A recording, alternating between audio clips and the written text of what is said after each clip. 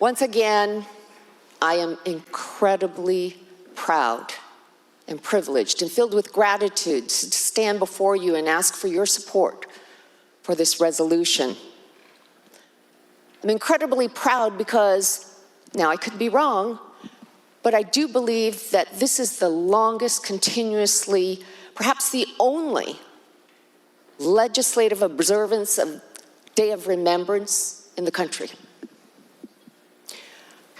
We may not have celebrated in 2001, I really can't remember, there was a little thing called the Nisqually earthquake.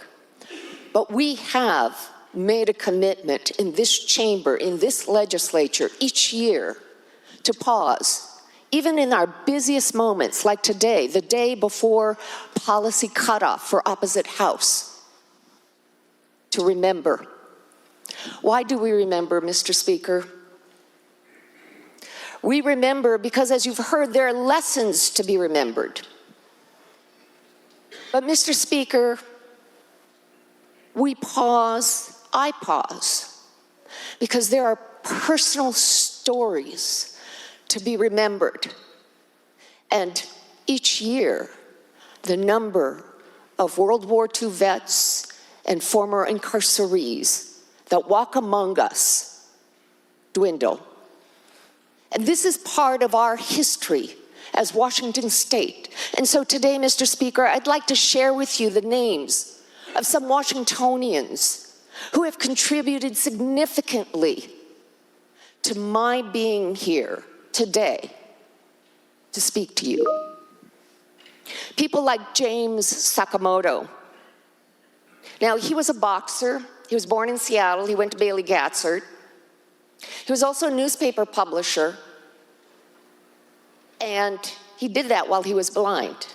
But most important, he was the founder of the precursor to the Japanese American Citizens League, which is the oldest Asian American civil rights organization in the country. Sadly, Mr. Sakamoto, after having an illustrious career both here and in New York, came back and was hit by a car, and he died. But the Citizens League, the Japanese American Citizens League, left an imprint on our lives and on our nation. People like Gordon Hirabayashi, you may have heard, also born in Seattle, but a graduate of Auburn High School, who was a peaceful resistor to all of the orders, from curfew to evacuation to relocation. He was made famous because the Supreme Court denied him his fundamental birthrights as an American-born citizen by declaring him to be a criminal. And he had to live out his professional life in Canada. He was further made famous, along with a trio of others, for bringing what we call the Coram Nobis cases to the United States Supreme Court, where they were able to reverse those wrong-headed decisions of injustice.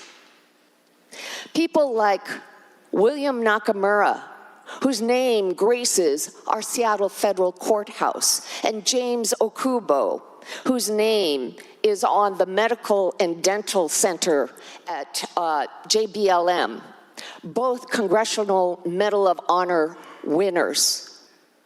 William, a graduate of Garfield High School. He was a private first class, and he was killed in action on July 4th, 1944, in Italy. James Okubo was born in Anacortes and a graduate of Bellingham High School. When he went into the service, he had special skills that lent him to be a medical tech. He was able to return back from the war, settle, marry, raise a family, and he too lost his life in an auto accident.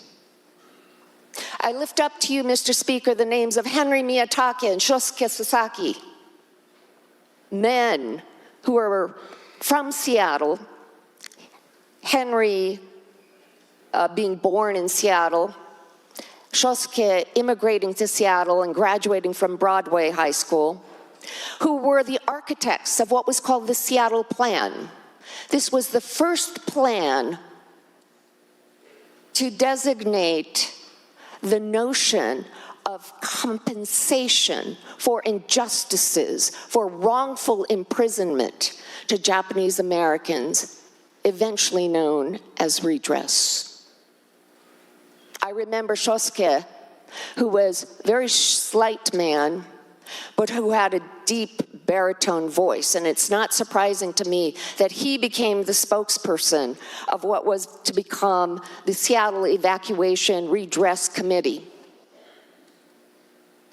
Women like Cherry Kinoshita, who was one of the early female presidents of the Japanese American Citizen League and a relentless, dogged champion of all of the members of Congress. Some of, Mr. Speaker, you might have some constituents like this who are very persistent about reaching out and touching you about the issues that they're passionate about.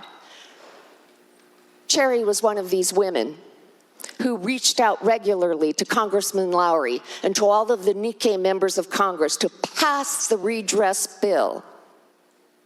And Ruth Ann Kurose, who was Congressman Lowry's aide, who helped draft the redress plan and shepherd it through Congress. She was the first Nikkei to serve as an aide in members in the halls of Congress.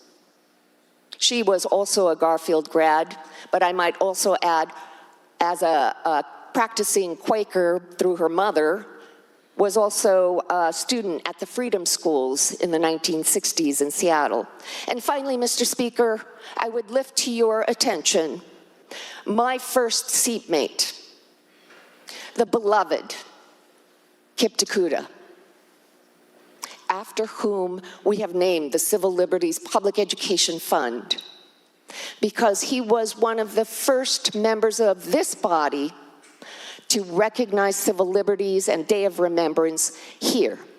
Mr. Speaker, that is why I stand today to remember these 9 people, 8 of whom are no longer with us, because we cannot forget the stories that bring us as Washingtonians to our state capitol in the name of liberty and justice for all.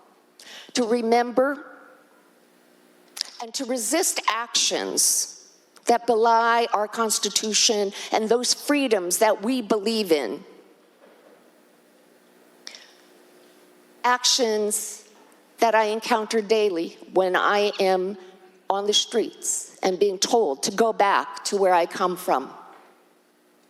I come from this country, Mr. Speaker, just like a long list of Japanese Americans who believed in this country and believe that even though we are not perfect today, we can strive towards a more perfect union, and we can acknowledge our wrongs.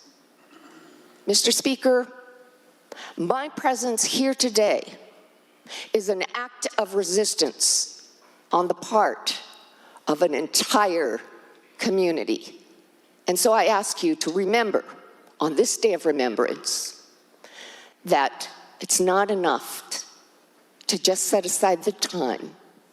It is also important that we act with these values in our heart and at the forefront of our minds. Thank you, Mr. Speaker.